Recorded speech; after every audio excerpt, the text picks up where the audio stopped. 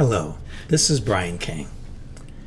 If you've been following my work for a while, you know that mindfulness, especially mindfulness as it is taught and nurtured through regular meditation, is a big part of what I do. In fact, with someone who grew up extremely anxious, and I still feel anxiety from time to time, and some bouts of depression, just kind of the way my neurology works. But I also have significant ADHD, a tendency to be scattered, for my mind to wander off. And the practice of mindfulness has been an integral tool at teaching me to manage all three of these things, the anxiety, depression, and the ADHD, so that I actually feel like I'm in charge of these things as opposed to them running and ruling the parameters of my life. And what I would like to do right now is teach you the specifics of the kind of meditation that I was taught and have found so many wonderful results from, so that you can begin practicing it and seeing what comes up for you. Because one thing that is a powerful foundation of how I was taught is that it's important to go in without expectations. Because at the heart of it, you want to learn how to be an observer of your experience, to watch whatever arises without feeling compelled to react to it. And so much of our lives are about reacting to things. Stimulus, response. When you watch the news, something can happen and you have an emotional experience. You're outraged, you're angry, you're happy, and it just shows up. With mindfulness, you can learn to observe any event and choose your response instead of just having it. Imagine the kind of opportunity that gives you. Somebody could come up to you and they're having a lousy day and they decide to be all negative and call you names. And in the past, you may have just emotionally reacted to that. But with mindfulness, you can just say, interesting choice this person's made. They've decided to be upset. I'm not going to go with that. I'm going to choose to focus on the things I'm grateful for. I'm going to choose to focus on the things that make me happy. Mindfulness allows us to really determine the experience we're going to have of life, of ourselves, of each other, of the thoughts that come through our mind every single day.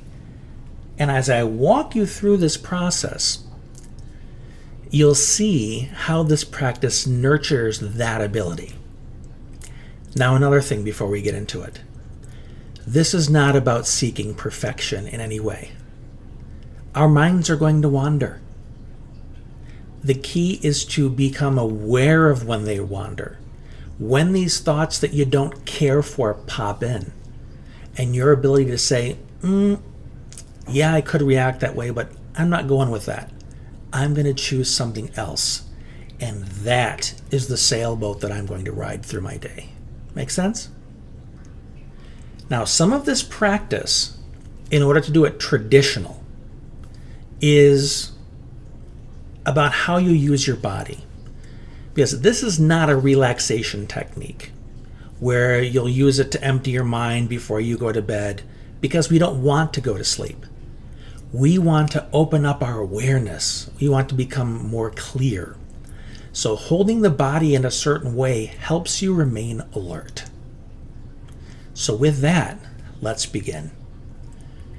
The first step in this process is to find a comfortable place to sit down. It's not necessary to cross your legs unless that's a very comfortable position for you.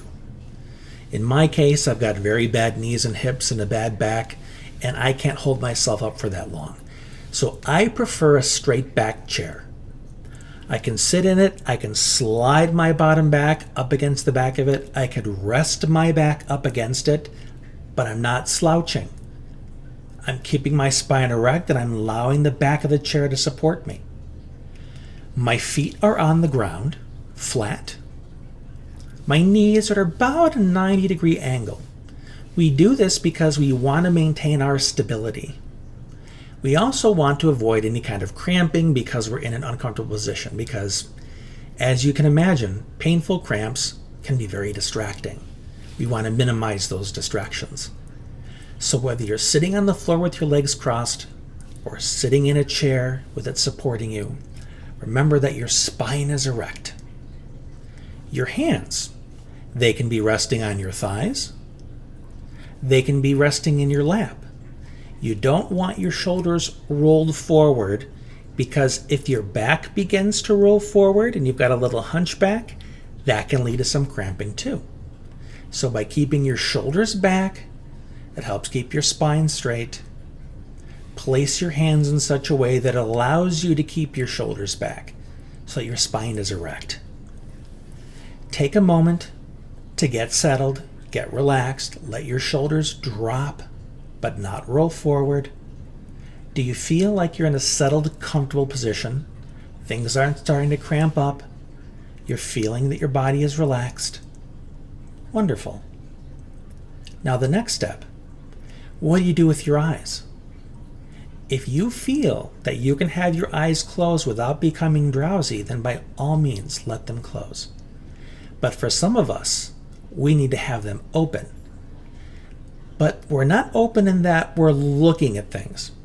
So you don't want to have a lot of visually stimulating things in front of you. Many people that meditate will literally sit in front of a blank wall because they can just allow their eyes to rest on the wall. There's not a lot of pictures, it's not busy wallpaper, it's just a place for their eyes to be without any temptation to analyze or count or trace the pattern, because again, that's distracting. That takes us outside of ourselves when we want to introspect. So you can close your eyes or you can leave them open, but make sure that your gaze is resting on something that's not stimulating. Okay?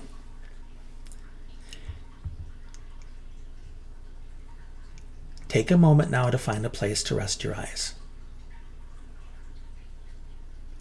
Now the next step is your breathing. Now, fortunately, breathing is something that happens automatically. We can do it all day long and not give it a second thought. But for this exercise, we want to allow our awareness to focus on our breathing.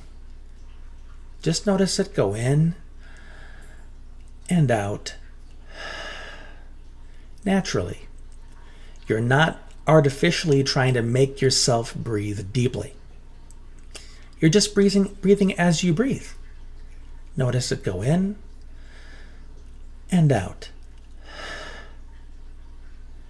The point of this is that you notice that things come and they go. You're not trying to manipulate it. You're not trying to influence it. If you can do this with your awareness of your breath, then you can begin to do this with your thinking. You allow a thought to come in, you allow it to go back out. You don't try and grab it, you don't try and manipulate it, you don't try and think about it or add to it. You just let it come and you let it go. So it's amazing how just watching your breath can get you used to this practice.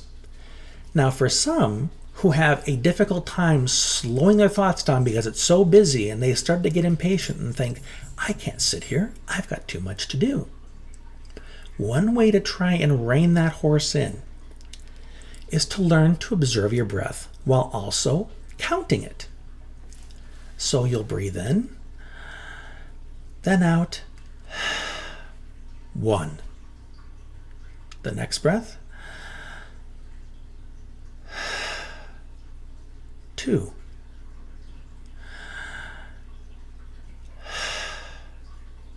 3. Then you start over. You don't go higher than 3, because if you start counting too high, then you start focusing on, now what, was that the 23rd breath or was that the 52nd?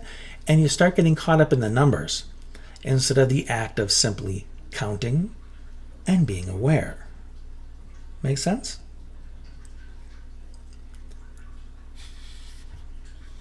Now just practice for a few minutes, breathing in and out, counting if you need to, and just feel your breath going in and out.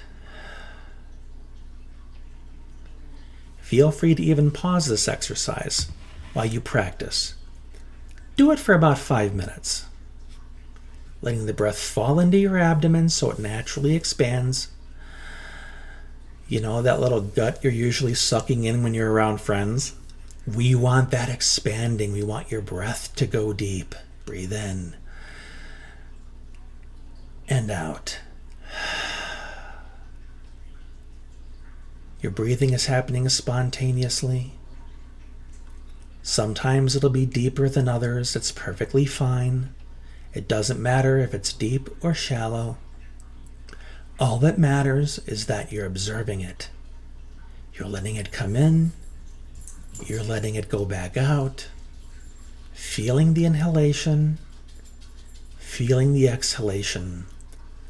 Observing each moment without trying to change it. Just experiencing it exactly as it is. Now you may begin to experience some thoughts coming in and out of your mind. Maybe you're thinking about the phone call you forgot to make, the emails that you need to respond to. This is okay.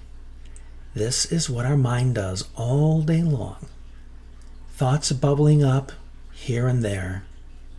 Our mindfulness practice allows us to just look at them and say, there's a thought. Interesting. But I'm going back to my breathing now. In and out. You're not grabbing a hold of the breath or the thought. You're not trying to have a conversation about it. You're not saying it's good or it's bad. You're just saying, there's the thought. Then you let it go by and you get back to your breath.